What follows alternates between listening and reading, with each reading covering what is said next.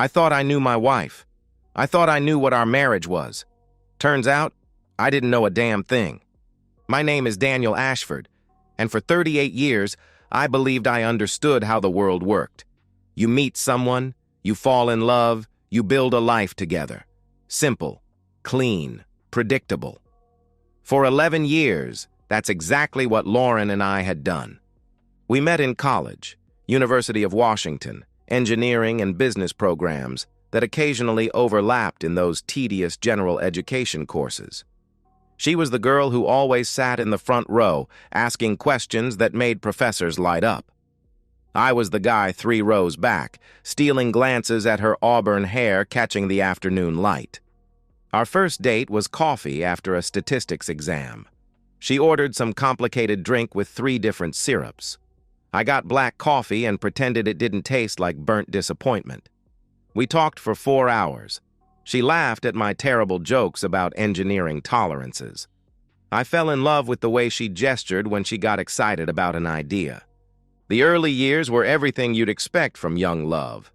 Late nights talking until sunrise, weekend trips to the Oregon coast where we'd walk miles of empty beach, a wedding on those same cliffs 2 years later, her dress whipping in the ocean wind, both of us grinning like idiots who'd figured out the secret to happiness. Lauren landed a job with a boutique wellness brand after graduation, marketing coordinator with flexible hours, mostly remote work. I got hired at Meridian Aerospace, designing components for commercial aircraft. We bought the house in Bellevue when Emma arrived. 4 bedrooms, good schools, a backyard big enough for swing sets. Sophie followed 3 years later, a whirlwind of energy who could charm her way out of trouble before she could walk. From the outside, we were the family everyone envied. Weekend soccer games where I coached Emma's team. Family dinners most nights, even when work ran late. Lauren's Instagram was a carefully curated gallery of family happiness. Hiking trips, holiday decorations, the girls in matching Halloween costumes. I worked long hours, but I was present when it mattered. Dance recitals, parent-teacher conferences, summer camping trips where we'd roast marshmallows, and Sophie would insist on staying up to count stars. Lauren and I weren't passionate like those first college years. 11 years of marriage and 2 kids will do that. But we were partners. Solid. Committed. At least I thought we were. The first crack appeared about 8 months ago, though I didn't recognize it then. Lauren became different, more distant. She'd always been social, but suddenly there were more girls' nights than usual. More time scrolling through her phone during dinner, a slight smile playing at her lips. More irritation when I asked simple questions about her schedule or who she was texting. I tried to be supportive, started cooking dinner more often, suggested date nights.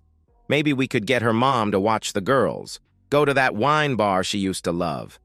She declined, always with a reasonable excuse. Too tired, too much work. Maybe next weekend.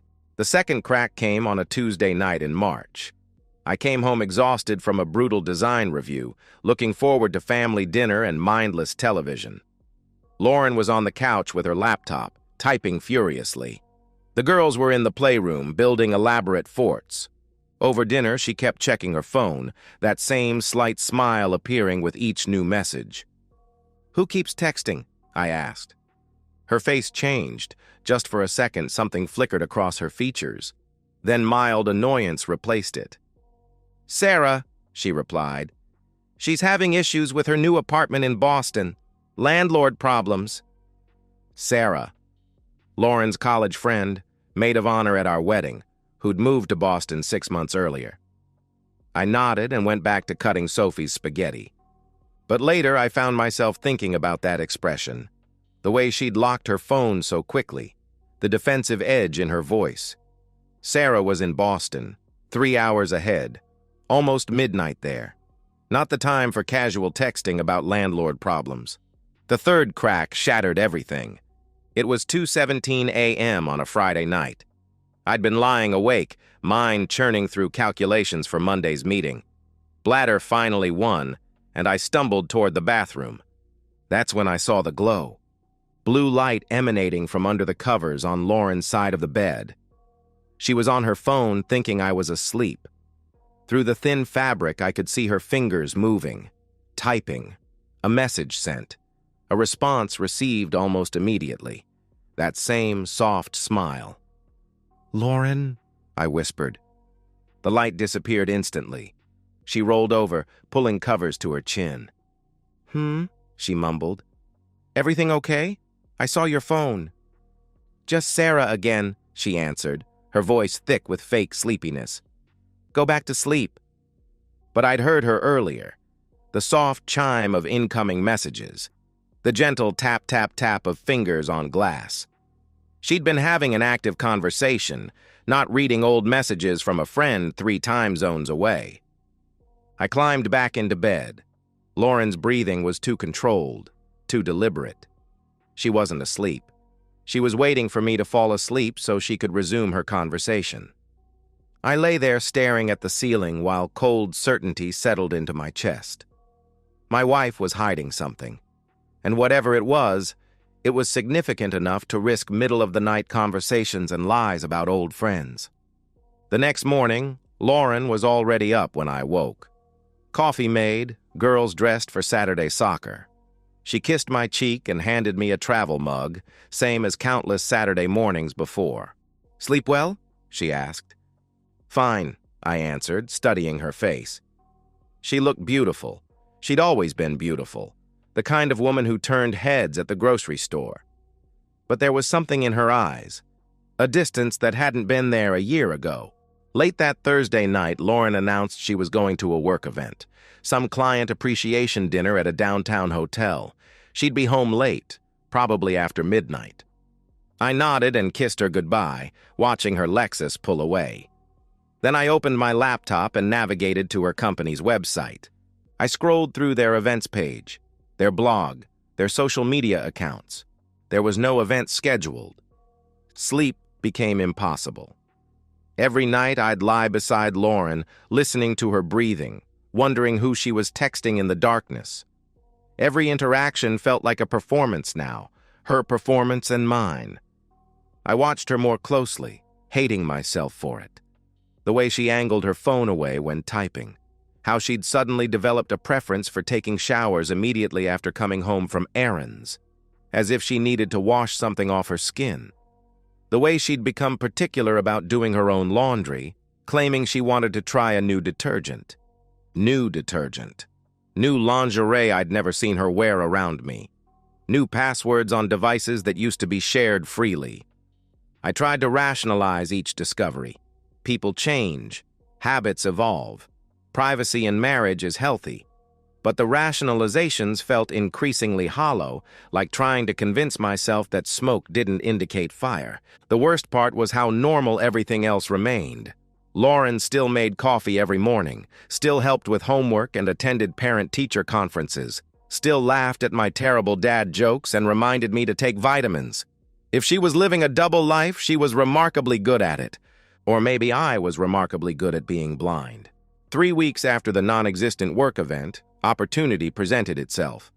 Lauren announced she was taking Emma and Sophie to her mother's house for the afternoon, some craft project involving painted rocks. "You should stay home," she suggested, not meeting my eyes.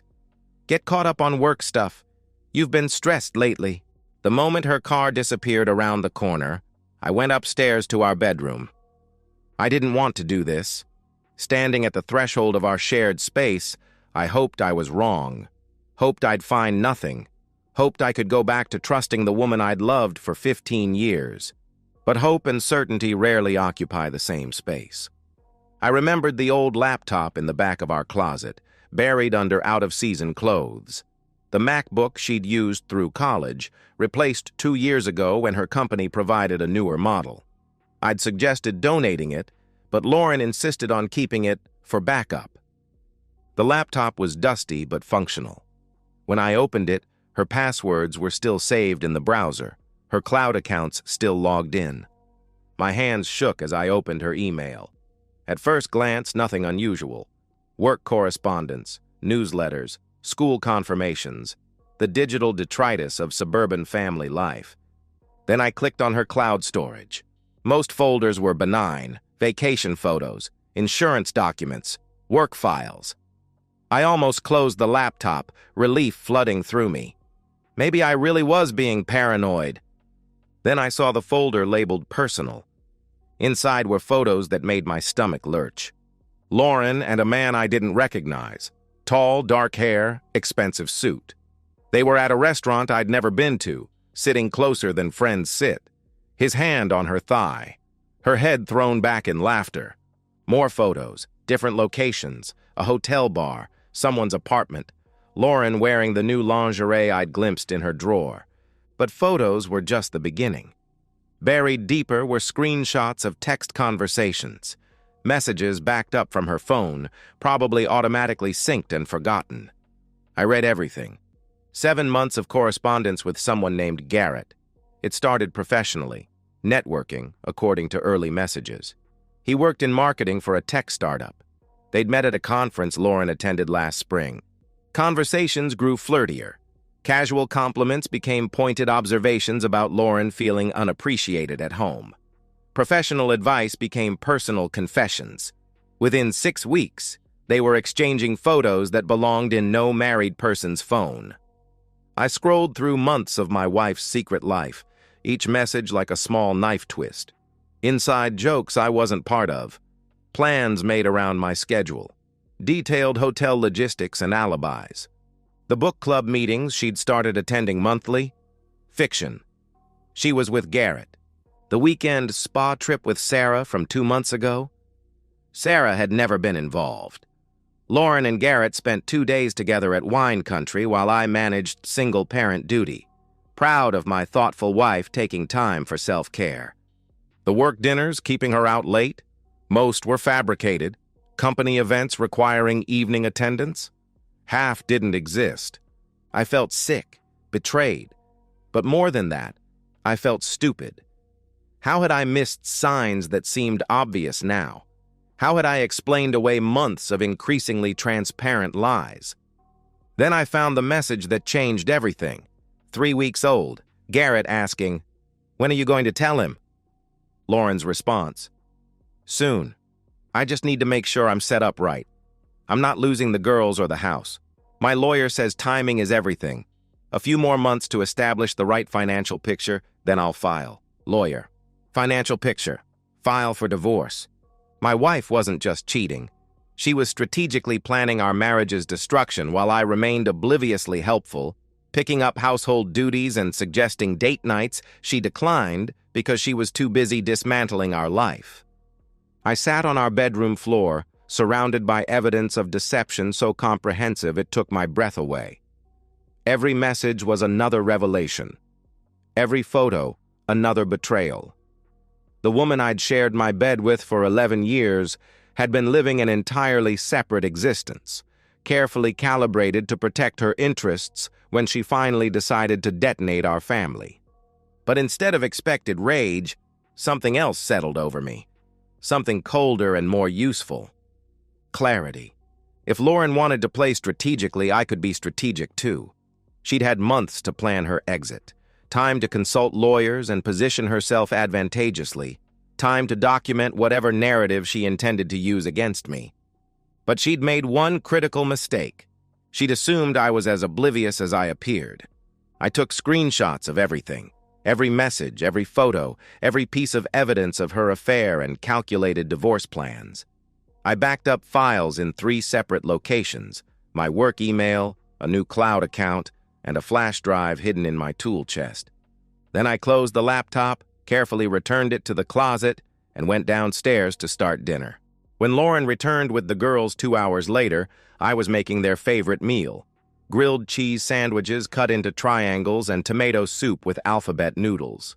"How was Grandma's?" I asked, kissing Lauren's cheek. "Good," she replied, not meeting my eyes. "Mom taught them friendship bracelets. They'll probably want to make you one later." "I'd love that," I said, meaning it. Whatever happened between Lauren and me, my daughters were innocent. They deserved protection from the chaos their mother was orchestrating. 2 days later, she gave me my answer. "Daniel," she began after tucking the girls into bed. Her voice was soft, almost vulnerable. "I've been thinking. About us. About our marriage. I looked up from my book, arranging my expression into concerned attention. I think we should talk to someone, she continued. A marriage counselor. I feel like we've been growing apart, and I don't want to lose what we have. The performance was flawless. Slight tremor in her voice, the way she twisted her wedding ring, careful phrasing that positioned her as the concerned wife trying to save a troubled marriage. I knew exactly what she was doing, creating a paper trail, documentation of her attempts to work on our relationship before filing for divorce, evidence that she'd tried counseling, tried communication, tried everything reasonable before concluding separation was the only option. I think that's a great idea, I replied, closing my book and taking her hand.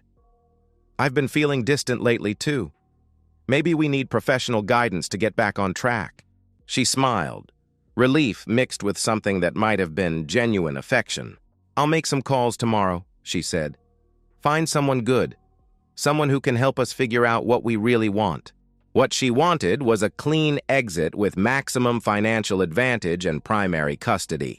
What I wanted was to ensure her plans backfired spectacularly.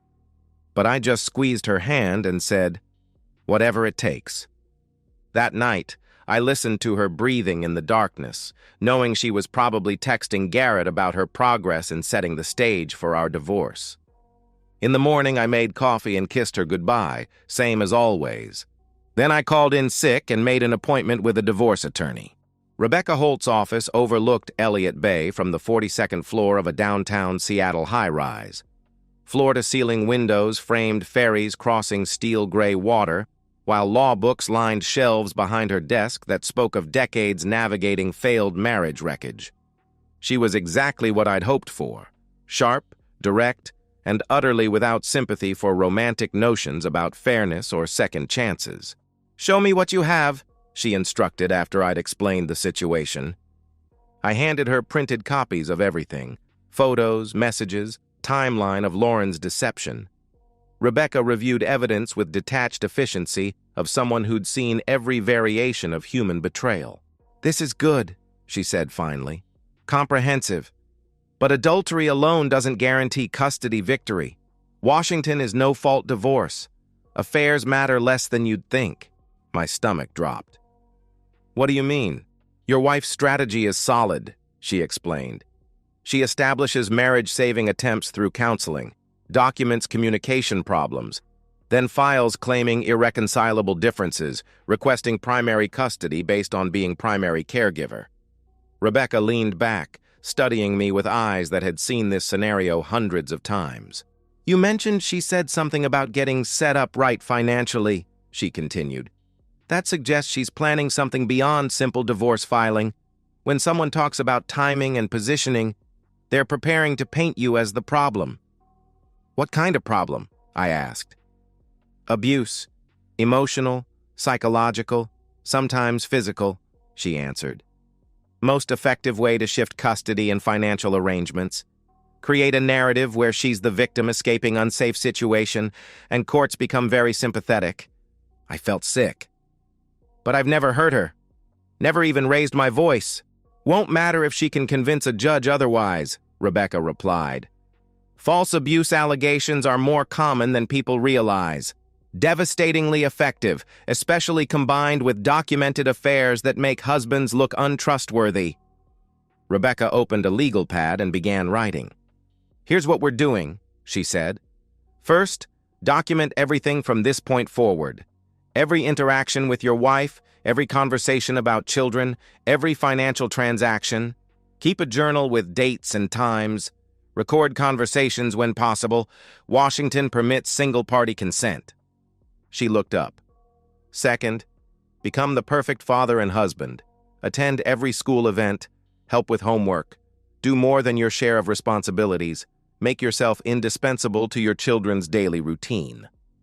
"I already do those things," I protested. "Do them more," she insisted. "Make sure other people notice. Get character references from teachers, neighbors, colleagues. Build paper trail contradicting whatever narrative she's planning." Rebecca's third point was crucial. File first. Don't wait for her to serve you. Control timing and initial narrative. If she's planning abuse accusations, we establish your version before she can establish hers. Over the next 3 months, I followed Rebecca's advice religiously. I kept detailed journals of every interaction with Lauren and the girls. I recorded conversations when possible, using a small digital recorder hidden in my pocket. I transferred paycheck portions into a separate account my parents opened, protecting assets. Most importantly, I documented my fatherhood role.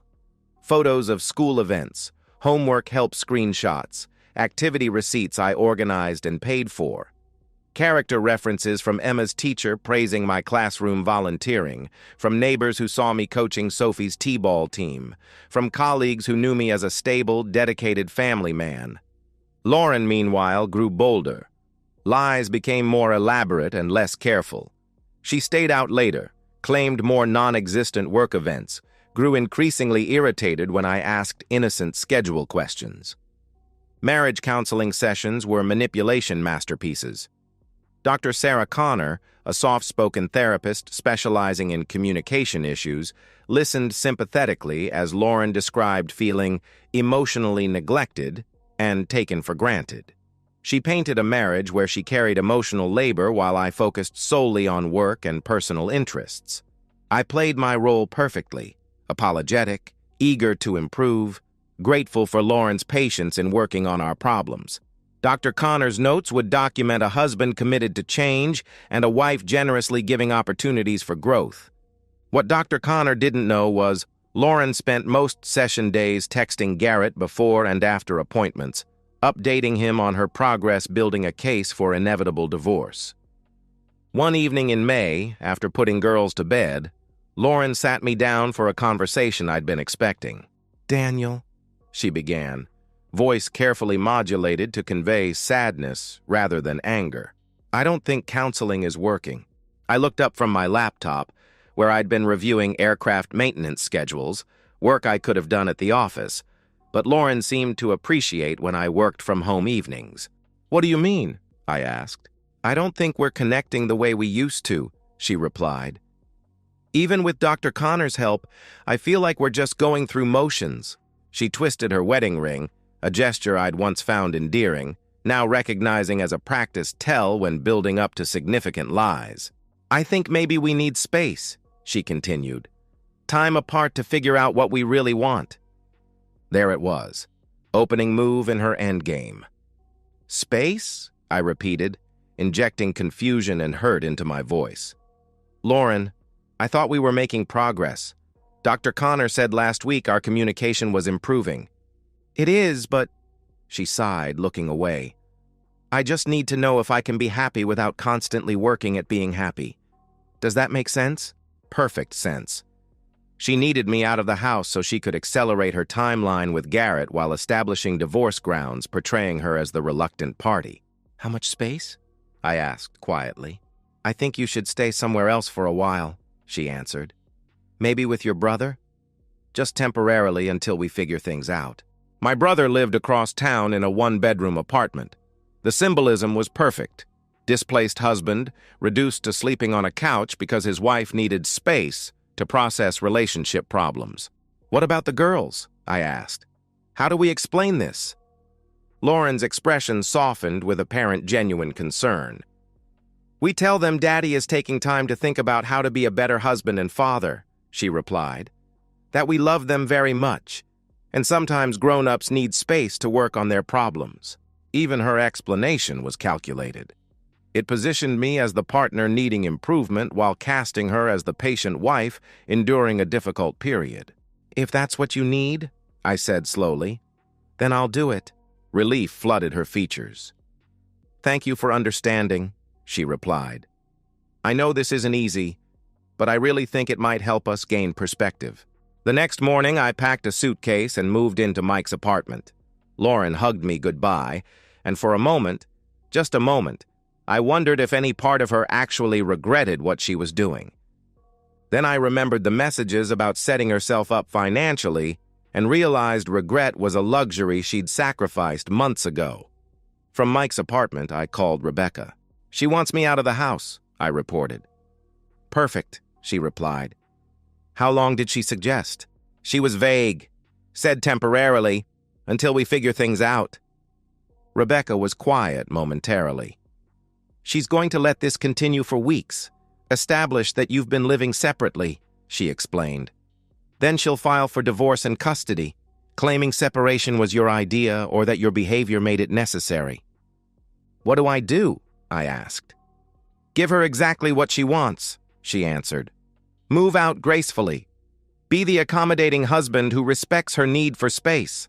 Then, in 3 days, we file first. I spent those 3 days in suspended animation. I video called the girls every evening, helping with homework and reading bedtime stories through a screen. Emma asked when I was coming home. Sophie wanted to know if she could visit Uncle Mike's apartment. Lauren was solicitous and apologetic during phone conversations. She missed me, she said. This was hard for everyone. But maybe it was what we needed to rediscover what brought us together. On Friday afternoon, Rebecca filed for divorce and primary custody. Papers were served to Lauren at her office the following Monday. According to Rebecca's investigator, Lauren stared at documents for 5 full minutes before calling her own lawyer. Then she locked her office door and made a series of increasingly frantic phone calls. By Tuesday morning, she was ready to fight back. The police officers who showed up at Mike's apartment were professional but firm. Lauren had filed a temporary restraining order, they explained. I was barred from contacting her directly, prohibited from entering the family home, and forbidden from seeing my daughters pending a hearing. The allegations were exactly what Rebecca had predicted. Emotional abuse, controlling behavior, threats of violence.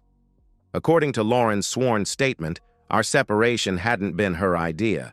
It had been her escape from an increasingly dangerous situation. She claimed I'd threatened her during our last conversation, said she feared for her safety and the safety of our children. The restraining order was emergency protection for a woman whose husband had become unpredictable and potentially violent. It was brilliantly executed, professionally crafted, and completely fabricated. But it was also exactly what Rebecca and I had prepared for. This is good, Rebecca told me over the phone that evening. I know it doesn't feel good, but her move was predictable. Now we can respond. The hearing was scheduled for 2 weeks later. 14 days during which I couldn't see my daughters, couldn't enter my own home, couldn't even call to say goodnight. Those were the longest 2 weeks of my life. The day before the hearing, I sat in Rebecca's office reviewing our strategy one final time. Remember, she said, this isn't about proving you're innocent of abuse. Impossible to prove a negative. This is about proving she's lying, and we have everything we need to do that. She gestured to our compiled evidence stack.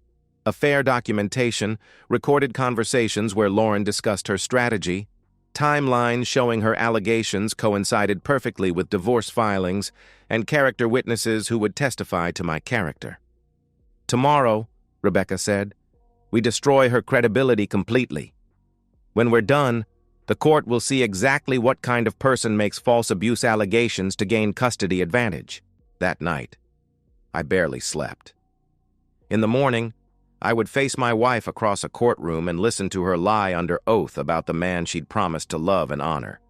But I would also watch those lies crumble under truth's weight. King County Family Court was exactly what you'd expect from a place where marriages died. Sterile fluorescent lighting, beige walls decorated with motivational posters about resolving conflict peacefully, and the lingering smell of industrial disinfectant that couldn't mask anxiety permeating every surface.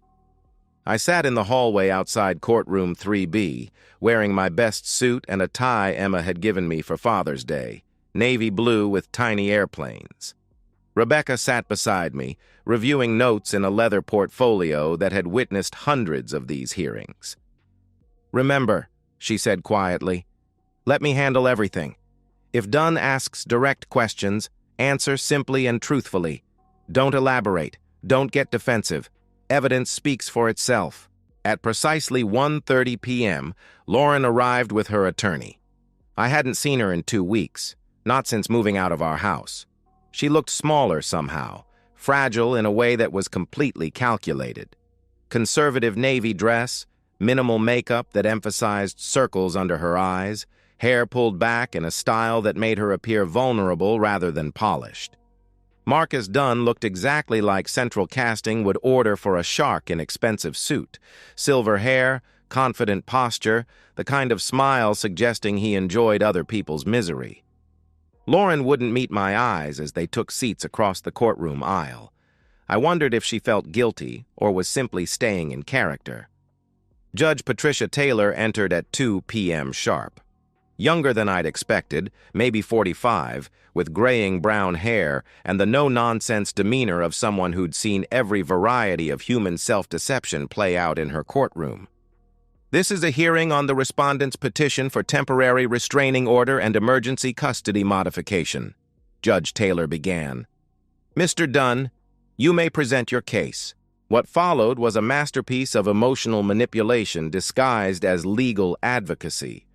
Dunn painted Lauren as a woman trapped in increasingly abusive marriage, suffering emotional torment at the hands of a controlling husband who'd grown more dangerous as their relationship deteriorated. According to his narrative, I monitored Lauren's communications, criticized her parenting decisions, and flew into rages over minor household issues. Mrs. Ashford will testify, Dunn told the court, that her husband's behavior became increasingly erratic after she suggested marriage counseling. Rather than embracing the opportunity to work on their problems, Mr. Ashford became angry and resentful. He accused her of infidelity without basis, demanded access to her personal communications, and eventually became verbally abusive. I sat perfectly still, taking notes, while Dunn described a version of me I didn't recognize. Paranoid, controlling, prone to violent outbursts that terrified my wife and daughters. Then Lauren took the stand. Her voice shook slightly as she recounted months of alleged emotional abuse. How I supposedly interrogated her about whereabouts. How I'd grown cold and distant after she suggested counseling, as if resenting her attempts to improve our marriage. The night I'd allegedly grabbed her wrist during an argument about household finances, leaving a bruise she wished she'd photographed. I started sleeping with my phone under my pillow, she testified, dabbing at her eyes with a tissue. Because he would go through it while I was sleeping. I felt like a prisoner in my own home. She described the evening she'd asked me to move out, painting it as an act of desperate courage rather than strategic manipulation. I was terrified to ask him to leave, she said, voice barely audible. But I couldn't let my daughters see me being treated that way anymore. I knew he would be angry, but I hoped maybe some space would help him realize what he was doing to our family. Instead, according to Lauren's testimony, I'd become enraged. I'd accused her of having an affair, threatened to make her pay for destroying our marriage, and promised she'd never see the girls again if she went through with divorce. That's when I knew I had to protect myself and my children, she concluded. I couldn't wait anymore. He was getting worse, and I was afraid of what he might do. It was flawless performance. Lauren's voice carried just the right mix of fear and determination. Her body language conveyed vulnerability without seeming weak. She'd provided specific details that sounded authentic while carefully avoiding claims that could be easily disproven. Judge Taylor listened with careful attention of someone trained to spot deception. But Lauren's story was consistent and emotionally compelling. If I hadn't known it was complete fiction, I might have believed her myself. When Dunn finished questioning, Judge Taylor turned to Rebecca. Ms. Holt, you may cross-examine, the judge said. Rebecca stood slowly, adjusting her jacket with deliberate precision. Mrs. Ashford, she began, voice calm and professional. You testified that your husband became suspicious of your communications after you suggested marriage counseling. Is that correct? Yes, Lauren replied. And you said he accused you of having an affair without basis. What did you mean by that? Rebecca asked. Lauren shifted in her chair. He was paranoid, jealous. He imagined things that weren't happening. I see, Rebecca responded. Were you having an affair, Mrs. Ashford? The courtroom went completely silent. Lauren's face paled slightly, but she maintained eye contact with Rebecca. No, absolutely not, she answered. You're under oath, Mrs. Ashford, Rebecca said. "Are you certain about that answer?" "Yes, I'm certain," Lauren replied firmly. Rebecca nodded thoughtfully, then approached the judge's bench. "Your Honor, I'd like to submit Exhibit A into evidence," she announced. She handed a thick folder to the bailiff, who passed it to Judge Taylor. Rebecca provided copies to Dunn and Lauren. "This exhibit contains photographic and digital evidence documenting Mrs. Ashford's extramarital relationship with one Garrett Mitchell," Rebecca explained, "including hotel receipts, compromising photographs, and 7 months of text message correspondence." Color drained from Lauren's face completely. Dunn frantically flipped through pages, his confident demeanor evaporating with each image and message thread. Rebecca continued calmly. "The metadata on these photos shows they were taken on dates when Mrs. Ashford claimed to be at book club meetings or work events. Hotel receipts coincide with a weekend she told my client she was attending a spa retreat with a friend." Judge Taylor studied evidence with increasing attention. "Mrs. Ashford, do you want to revise your previous answer about having an affair?" she asked. Lauren looked desperately toward Dunn, who was still reading through messages with growing horror. That is," Lauren stammered.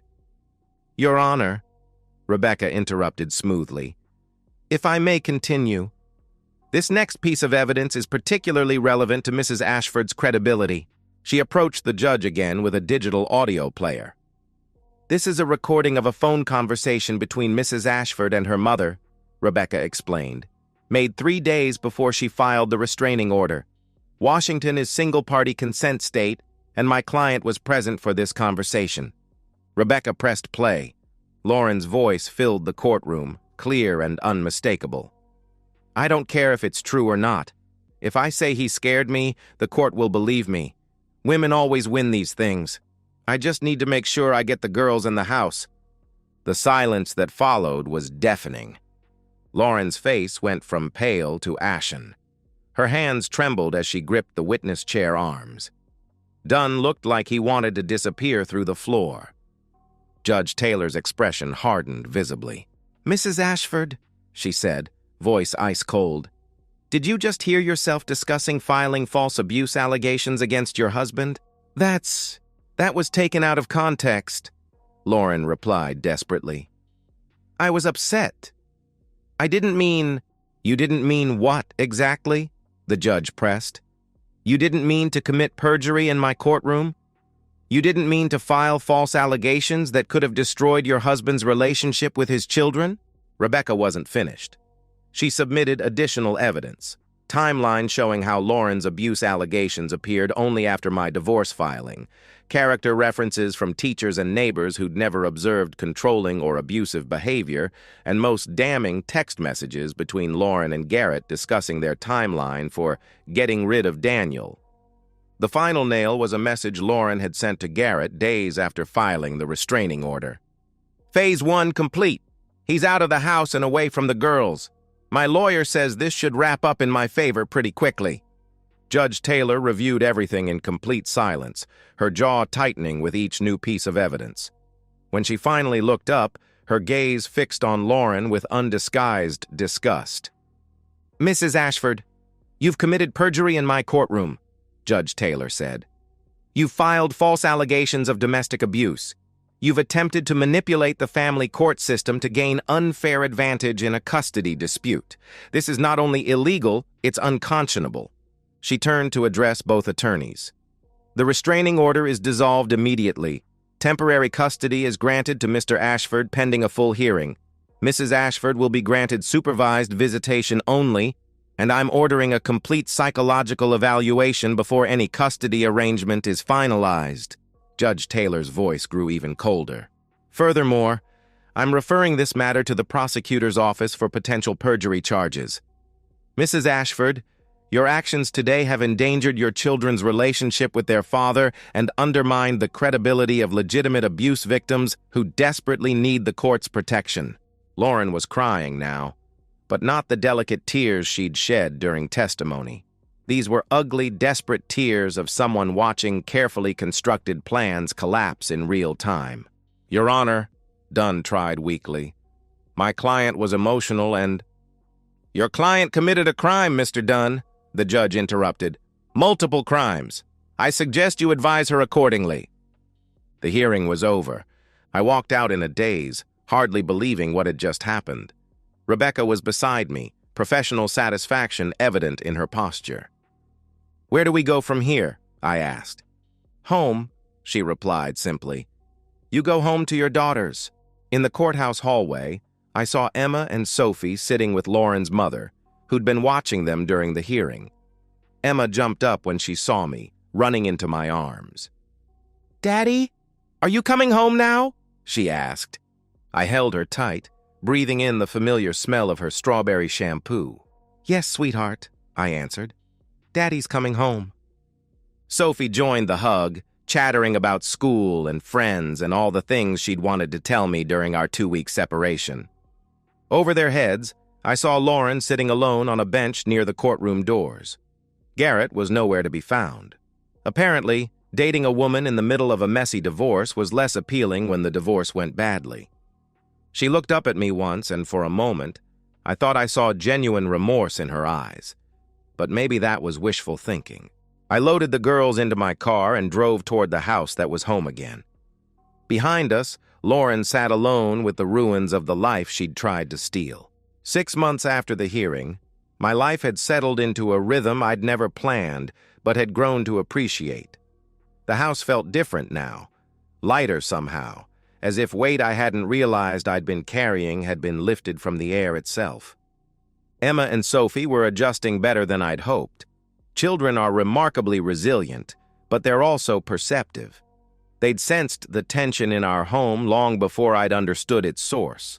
Now, with honesty replacing deception and stability replacing chaos, they seemed more relaxed.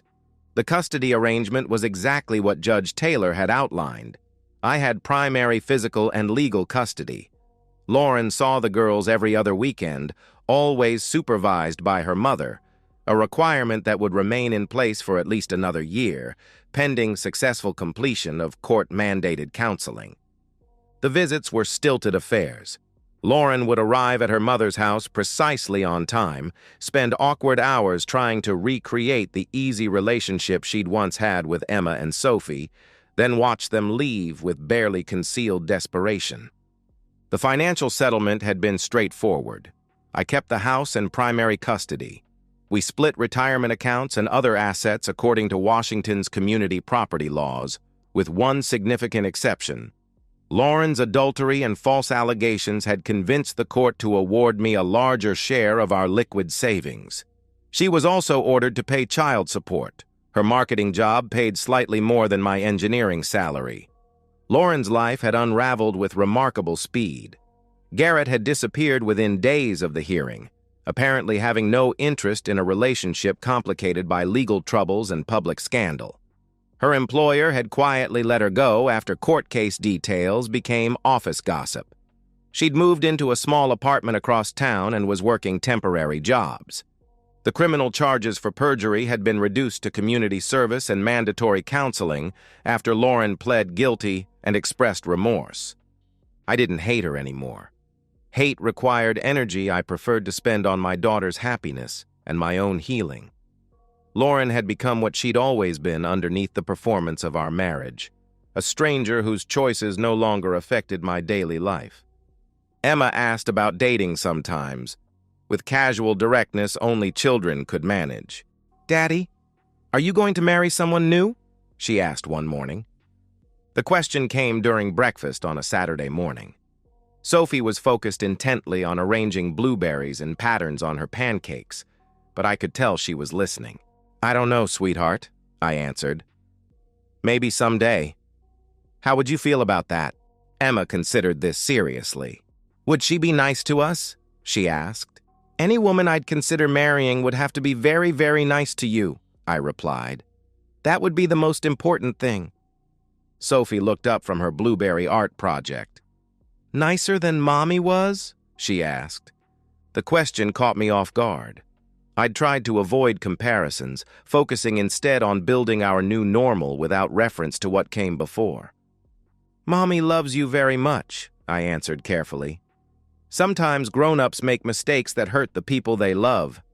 That doesn't mean they're bad people, just that they made bad choices. We'd gotten Biscuit 3 months after the divorce was finalized.